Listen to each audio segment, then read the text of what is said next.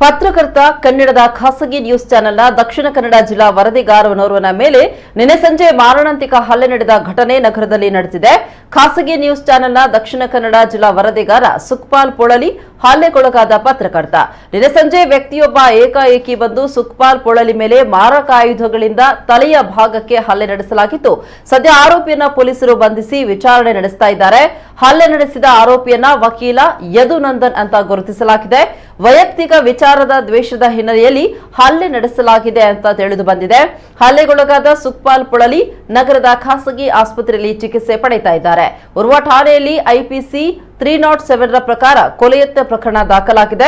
ಘಟನೆಗೆ ಸಂಬಂಧಪಟ್ಟಂತೆ 324, 341 ಐಪಿಸಿ ಅಡಿಯಲ್ಲಿ ಪ್ರತಿ ದೂರು ಸಹ ದಾಖಲಿಸಲಾಗಿದೆ. ಇನ್ನು ದಕ್ಷಿಣ ಕನ್ನಡ ಜಿಲ್ಲಾ ಕಾರ್ಯನಿರತ ಪತ್ರಕರ್ತರ ಸಂಘದ ಸದಸ್ಯರಾಗಿರುವ ಜಿಲ್ಲಾ ವರದಿಗಾರರಾಗಿರುವಂತಹ ಸುಖಪಾಲ್ ಪೊಳಲಿ ಅವರ ಮೇಲೆ ಕಳೆದ ರಾತ್ರಿ ಮಾರಣಾಂತಿಕ ಹಲ್ಲೆ ನಡೆಸಲಾಗಿದೆ.